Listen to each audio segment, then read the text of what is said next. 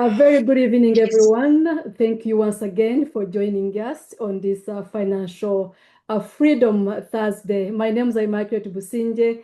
It is always an honor and a pleasure to be here to learn with you, to learn together with our community, with our families here. So tonight we have a discussion that is centered on a timely and powerful topic, the graduation gift that lasts a lifetime. Why early financial planning builds lifelong security and generational wealth.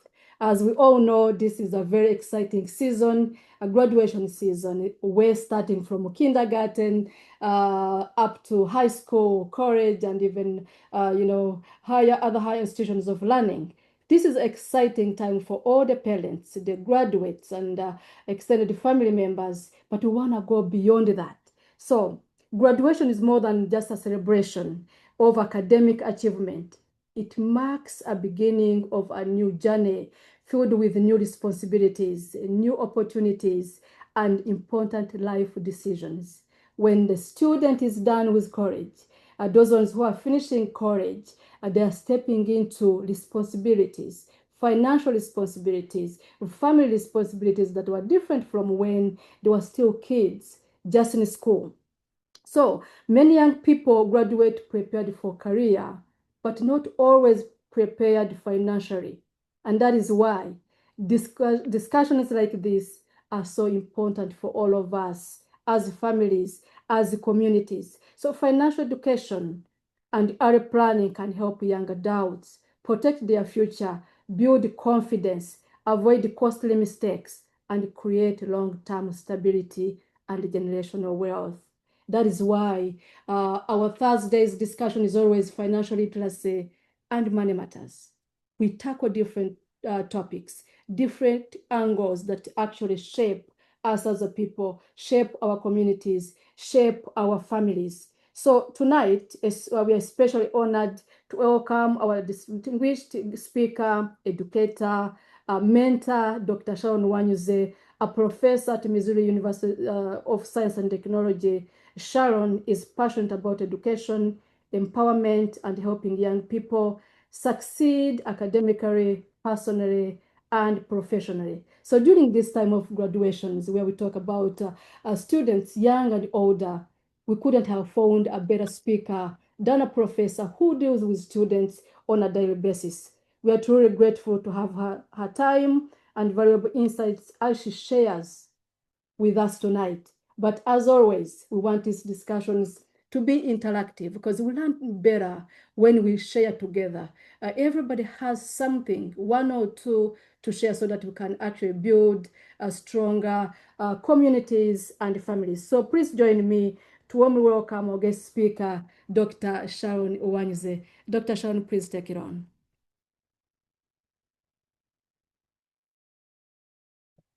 Thank you so much for having me. So, for the sake of technology, we'll be here on the screen because I've prepared for you all a presentation. This is a very exciting time. Thank you again for the kind introduction to our lovely host.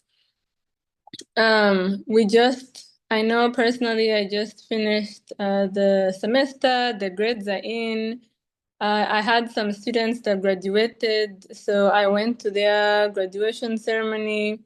And I would like to see if people in the here can put in the chat if you know, if you have a child that is graduating, if you have a niece, nephew, neighbor that is graduating, just raise your hand or give us a reaction. That way we can know that truly this is, okay, I see some hands going up. Yeah, for sure. So graduation time is an exciting time, and I know several of us, when we're about to go attend graduation, we think about what gift am I going to take, and what words of wisdom would I give this graduating student? I know for next steps, our host mentioned that I also do mentorship. I know that several students, sometimes they don't really understand the next steps, and if they should be even taking that next step. Say if they're finishing high school, do they really have to even go to college? Which colleges, what financial opportunities are there for them? And that's where I know when I was finishing, I didn't have so many resources other than a couple of people who were very, very instrumental in my journey. Without them, I would not be here doing what I do. So part of, other than my work, just my day job, as a professor, I think that it's also important to do mentorship. So I do mentorship. If you have a high schooler, middle schooler, looking to go to college, or even a college student that is wondering about graduate opportunities, master's, even PhD, what school options, what programs are marketable, what financial help can they get? I'm happy to work with you. But for the focus of this presentation, we're talking about the gifts. Specifically, if you're in the place of a parent or a grandparent, things that we wish um, our own families maybe knew back then. So today I'm going to share with you a few things, but I would like we said, for this to be interactive. So I hope that as I'm sharing, you're thinking about thoughts that you can share later. We'll give you time.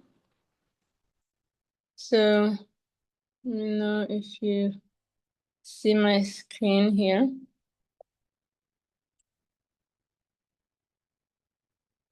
Okay. All right, thank you. I do want to spend a moment on this slide because I just love the excitement of graduation.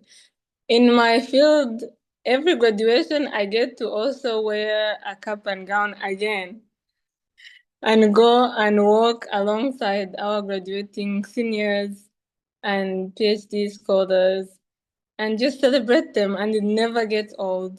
The joy, the time when the graduates throw up their caps, it's just so fun. And if we can get to share in that joy with people and even give them again a gift that would not just last that temporary time, or even words of wisdom can build them significantly. Okay, so what are some common gifts that we see families giving? So some will write a card and put in cash. Some will give like a laptop, tablet, a car, contribution, a dorm or apartment essentials like, bed covers and stuff like that, jewelry, or a travel experience. Maybe once that they finished a major achievements like that, they would buy them a trip. These are all really useful gifts, right? They're actually necessities. If a child is moving on to college, they do need some dorm essentials. So some of these things are necessities. The question is, how can we, maybe instead of just handing them cash in a card, what else can we do that will not be something that is spent just like that? Okay, so let me give you two examples. I think examples put things into perspective here. So these are two families. One, this child, I'm going to say this student, okay, just graduated middle school. The mother buys him the latest iPhone. So right now it's the iPhone 17. We know iPhones come out every year. So the latest iPhone. The student is very, very excited. He was very grateful because it's something that has been on his wish list. However, just like iPhones come out every year, 5 months down the line, when Apple starts announcing the features that are going to be on the next one, it's very easy to forget the new toy that they have. Versus this second family where also the child graduates middle school and the parent opens up an life insurance policy for this daughter. where all 529 college savings fund or an investment fund. So we know iPhones, you spend this for a new one, if you're not on a payment plan, like $1,000. So put that $1,000 instead of buying a phone, put it in this fund. And over, the next 4 to 5 years, they can actually get out some of that money to buy the things that they need for college. So who do we think made a more long-lasting effect or impact on the child? Parent one or parent two? Let me know in the chat. We are going to make this interactive. We all know we have walked through this. We either know a student or we have been in their shoes. Who do we say? Give me thumbs up or in the chat. I'm looking at the chat, so I'm going to wait for you.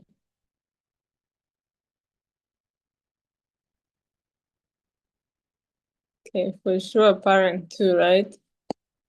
Now, sometimes the student may not appreciate that quiet gift as loudly as they would appreciate the first gift and that's the role of the parent, right? And that's the role of a mentor, to teach them delayed gratification. Delayed gratification is not easy, especially for a young person. But that's why there's maybe a nicer way of presenting this gift. You can't just be like, okay, I'm not going to give you a gift. I did something for you on the side. No, it's important to give them like a card maybe, and then write in like, okay, where I put for you a seed for your future. Sit down with them and show them like, okay, this is the amount of money I put away for you. This is how it's going to grow over time. This is how much you're going to take out in 3 to 4 years if you just wait. Okay. So it's also an opportunity for us to teach this younger person the benefits of that delayed gratification. So why is a financial gift specifically a good head start? So many of you maybe have come to this presentation. We talk a lot about a life insurance policy with cash accumulation. So this is where you're protecting your life, as well as also having an investment account that will grow, okay, at a compounding interest, which is much higher than just keeping the money in a regular savings account in the bank. But there are also other ways that you can help give this financial gift. There's a Roth IRA contribution, especially if this student has been working. So we had the presentation here before where one of our agents, Collins, presented on Roth IRA. This is also a type of account that grows at a compounding interest. However, it has a time that you're supposed to take it out, an age, around 59 and a half. If you take it out less than that, they can charge you a penalty. A 529 college savings contribution, this is also an account specifically for college, and that money can only be used for like school supplies. You can't use that money, say, to buy a car, to buy a phone, to buy things that are not in the college catalog.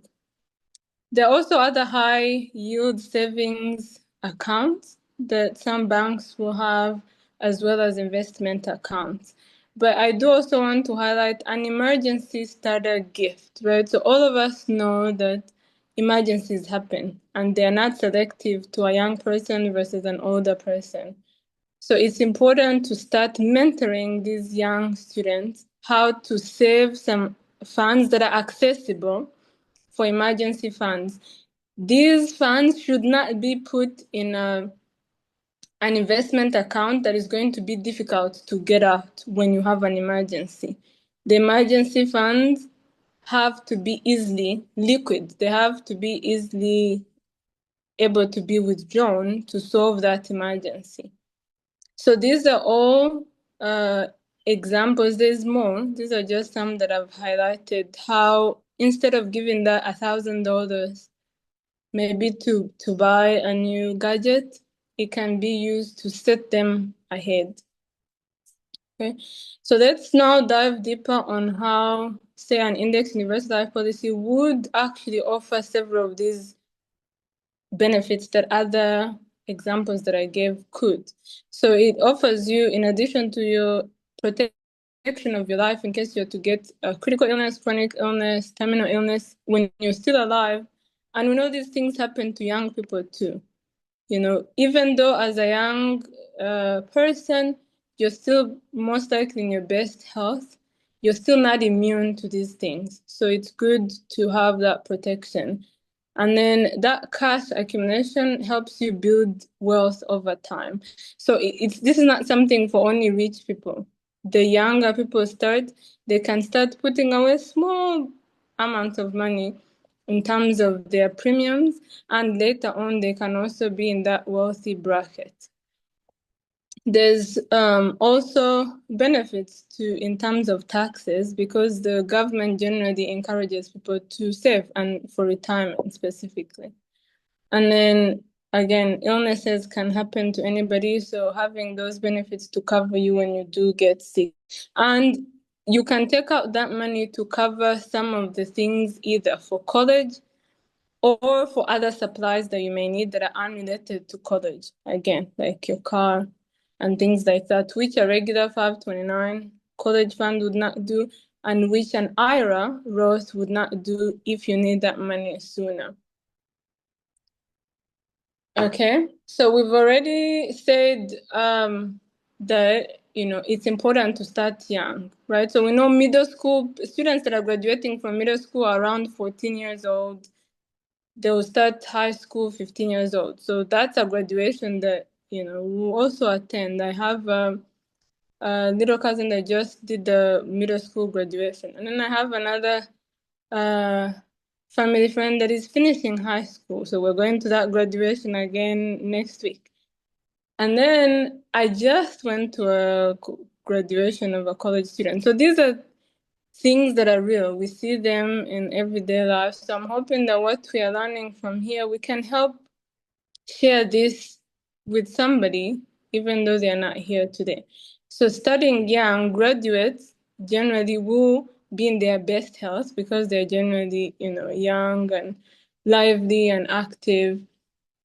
So their insurance costs would be low, even if they were to get that one that has a savings account, which would be ideal for a young person. So there's more time for that cash to grow, and you can start them small, and once they start working, they can enlarge it as they want, so that as more years pass by, they have time to build their financial discipline as well. So this is a good training tool as well, that these children, your children, if you have a child that is about to graduate, or your nieces or nephews, it's important to teach them financial principles, because unfortunately they don't teach many of those in school. So showing them how to put away a little bit for it to grow and help them later on. So I do, like I told you, I like examples. So let's look at practical illustrations. Again, these are real illustrations of if we had somebody this age and we wrote them a policy, how much they would pay at different ages as of today. So we put in a 14-year-old. This is a middle school graduate that is female. If we wanted the $1 million policy, this is one of the highest, the best of the best. So we actually have a shot at it because the person is still young. And with this, the monthly premium or pay would be $250. However, if that person was 18 years old, graduating high school, that would add $20 to their monthly premium. You see it here. Then how about if they waited until their college? That would add, quite a bit. So from $250 to $322 monthly. How about if they have started working and now they just got married and they're like, you know what? I should probably get this policy because now I have a family. However, look at the difference between $250 and $470 to get $1 million policy. So that's why you notice that if people delay, it's much harder to get a lot of funds in their first amount. because your age is restrictive, because you're more at risk of being sick. And unfortunately, death is probably closer than a very young person, even though we all don't know when we'll pass. But we can choose to make smart financial decisions for ourselves and for our dependents and families. So these are just examples. Obviously, we can reduce that amount. Let's say we make it 500,000. So this is another example that I put in here. How about if you just wanted to start them out small? This is, if you notice, this time I put in all the years. Let me talk to our graduate students now, student ages. I remember, say if a person has finished college and went to master's right away, they may be able to finish at 25 years old, okay? And that means a female 25-year-old may pay $170 a month. If they wait 10 years from now, it's going to be quite a bit more, so $235 a month. If they wait even longer, maybe until their kids are a little bit grown, it's, quite much higher. And then if they're waiting maybe until their kids have left the house and they do want to protect themselves before they get into retirement, unfortunately, it's too expensive and a lot of people may not be able to afford that index universal life at this point. So they end up getting maybe like a term life insurance, which is for a shorter time than what you would get if it's the indexed one. So the lesson here is it's important to start early because the more money you save and the more it will grow, because premiums do increase with age, and there's actually no guarantee that the longer we wait, we'll even have the luxury to be approved for it. So I do want to get back to our college graduates and high school graduates. If you were to get that account for them, that policy for them, if they're a high school graduate, I do want to just point out a couple of differences. If they're under 18 years old, the parent will need to co-sign for the student in that case.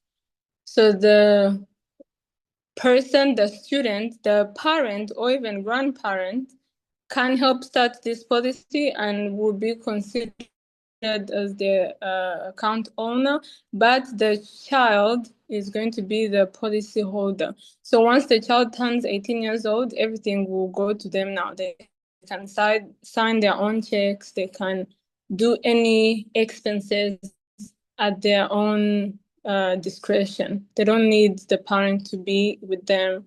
Now, if they are college graduates, they will most likely be over 18, around 23, around there. So they can take ownership of their premium. So you as the parent, if you started them out, now they're about to go get a big boy or big girl job, so they can keep paying now their premiums. You don't have to keep helping them unless you want to, which is also okay. So it's very useful, again, as they start to work to build their income and plan for their own family and business goals. Okay, so we kind of touched on this earlier. What are some useful ways to present a gift like this to a student, to a younger person? I will want your inputs. I'm sure each of us has been in a position where we have given a gift. What are some ways to give a gift that isn't that requires waiting to reap the benefits? What are some ways that we can present it to the receiver so that they actually can be excited to wait? Okay. So I shared earlier that in case of this policy, because everything is done electronically, but you will receive a physical folder, right? So it's important. I would recommend that you sit down with that student, explain why you chose to gift them that instead of maybe buying something for immediate gratification. Show them on the page, it's usually page 11 actually, how it's going to grow and teach how this graduate can manage it on their own. You can have them open their portal to watch how the money will grow and encourage them to check in annually so that they see how it has actually grown now. So just some key takeaways, because again, we want this to be a discussion. The key takeaway here is that the best gift is really not just something that a student can enjoy today, but something that will protect them and empower them even tomorrow when you're even gone. So the encouragement for tonight's talk was really to give or consider gifts that will bring financial peace of mind to the graduate, and a gift that will not only warm their heart but also secure their future. If you would like to see specifically how this could work for you, your family, feel free to reach me at the number indicated down here, or reach our host at the second number in the bottom. Thank you so much for your attention, and I'll look forward to some questions and continued discussions. Thank you so very much, Dr. Sharon. That was really very educative here. So for people who are new in this space, I think you need to hold your space, because every Thursday we are in for a different treat. We have different speakers. We have covered different topics. But for this season, it's a season of giving and excitement. So this is the time for you, the audience, our beautiful audience. We want to learn with you. Open your mics, or if you want to put a question in the chat for a great speaker here, take it on. Go in and put in your question, or you raise your hand. We need to hear your voices as well. Please take it on. The floor is yours. Go ahead, Shivan. Good evening, everyone. Hello. Hello, my name is Sharon Uwanyuze. I think that was it's a very great discussion, how we're talking about the graduation gift. I personally, having been a student here in America, I do see the value of everything that you talks about. And he has definitely challenged me. And I have a question addressed to you, Dr. Sharon. From your experience working with many students and young professionals, just like I am, what are some of the biggest financial mistakes that you've seen the graduates make in their early in their life?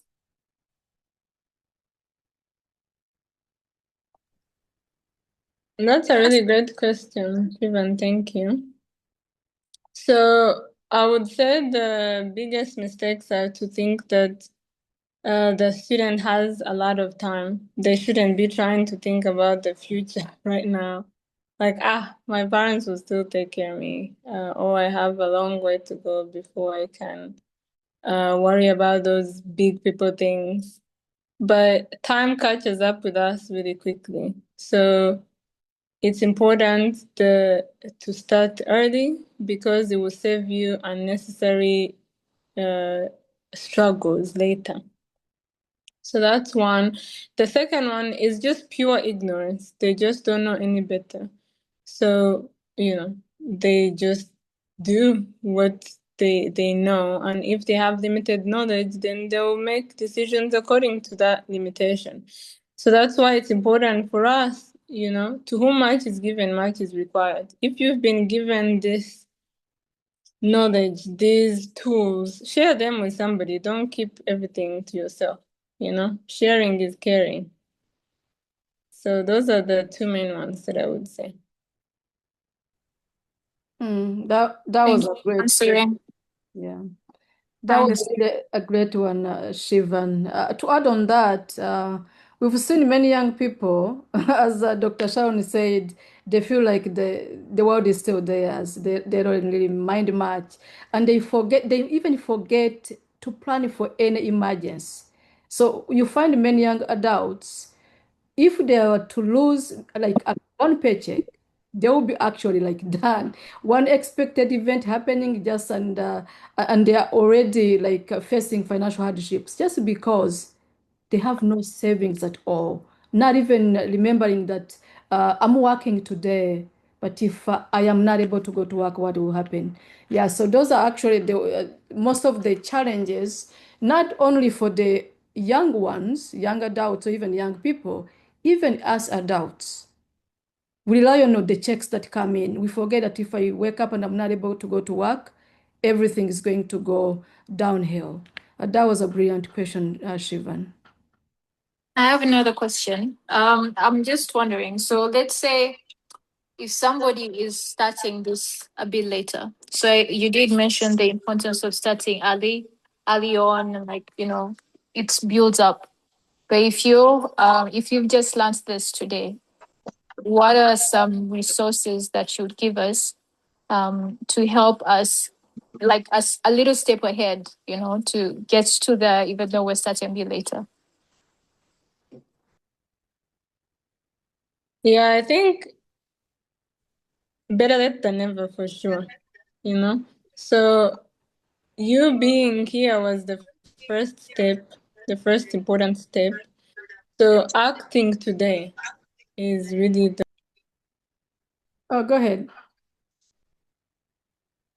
Oh, you know what? I just wanted to make a comment on what Sharon said that I can resonate with is that sometimes when we're younger, we don't really see, we're not mature, right? So we don't see that we need to save. The instant gratification is at its peak.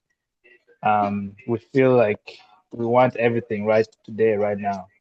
And when Sharon said that we, as adults, if we want to give someone a gift that also teaches them how to value the future and save for the future and delay your instant gratification, by buying these people a gift, like buying your young person in your family, in your environment, a gift, and it doesn't have to be for life, right? By the time they mature and they turn 18, then you tell them, hey, look how big your small investment that I put when you were only in high school or when you were in middle school, look how much it's grown.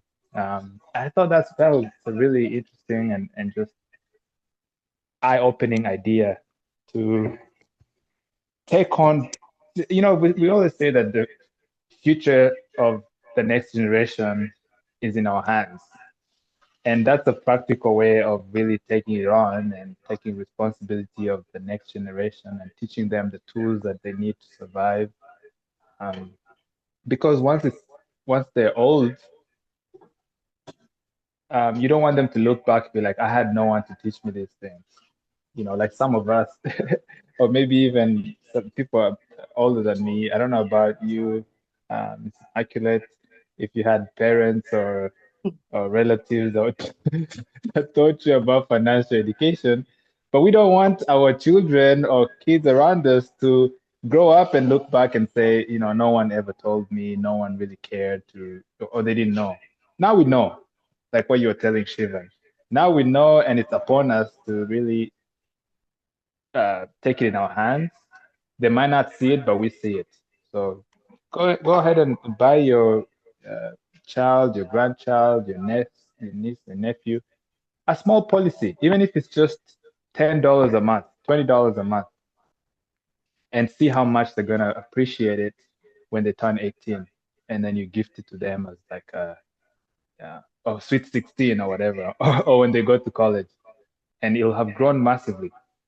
And if they want, they can also add on top of that, increase the policy or get another policy on top of that. You'll just have shown them a good example. Thank you. Thank you so much, Colin, for that addition. Wow, these are great conversations here. That is actually the power of a community and learning together. Because, Corinne, you mentioned, I think most of us, actually, I admire the generation now because you have these tools. We are doing actually, like the way we come here every Thursday and we're learning about different money management or tools we can use to save for our future, our families, even the young people. For us, when we were growing up, your age, we didn't even have this. We had to fetch for ourselves. We went to school, but nobody teaches you that. Myself, I did economics, I did business, but they barely teach you this little stuff that you have to do. They tell you, yes, you can save, but they're not going to go into details to tell you how the little seeds you plant today, they can be blossom into just like you making you a millionaire in the future. I wish like the lessons I know now, I knew them 25 years ago when I came in this country. I believe I would be further than where I am now. But for people who are lucky to have these resources, these tools, sometimes when we see free stuff, educational stuff like this, we take them for granted. Hey, it's another Zoom meeting. Nobody's charging you a penny. Come and learn. You never know what you're going to pick. One thing or two can actually change your life and your family's life. So when we talk about these young people, it's not just the young people. Today, it happens to be that tonight we're talking about graduation. And most of the time, young people are the ones graduating. But all of us, understanding how to manage our money wisely, we always protect our futures, our income, our families, even avoiding unnecessary debts. You know, we end up, this country, they'll put on your nose credit cards here and there. They never explain, if you're using a credit card, what are the interest that they are giving you? Some of them are like almost 20%. Are they teaching you? No, because if they teach you, they're not going to make money. They make money out of our ignorance. So that is why we are here as a community every single Thursday, tackling different topics. And we always ask our audience, bring a topic you want us to tackle. We don't just learn about one thing. Anything financial literacy is important for us as a people and as a community. That was brilliant, Dr. Sharon and the Collins and everyone who is sharing. We really need to take this seriously and learn. Go ahead, Mr. Roy. Yes, Dr. Sharon and everybody, thank you for your contribution. This is the best time for this discussion here. I also have a son who just graduated, and timely enough, I had opened up an IUL for him. He's excited. He's already got a job, and he's been looking at the statements. The value of compound interest within the policy is what really baffled him, having put in a little bit of money in the premiums and seeing what has accumulated in the cash value. This is the best gift that I have given to him, and he's ready to take it on. So the discussion is timely, and he's in the business with us, so he has seen every component that the IUL, the compound interest, and also the living benefit that we are offering to him, and he is ready to preach this value to everybody. Thank you. Congratulations to your son. Thank you. And you did great as a parent to get Yes. him a nice head start. He joins the engineers of this world. And yeah. would like to see that he continues the financial literacy. Yes. Happy to hear that for sure. Thanks for that comment. Pretty self-explanatory for the most things. We know graduation, we're in graduation season already. We know that gifts have different value. So today's discussion was just opening our eyes to what else could be there and could be beneficial, and just an opportunity for us to also educate these young people on the importance of financial literacy, even from a young age, you know.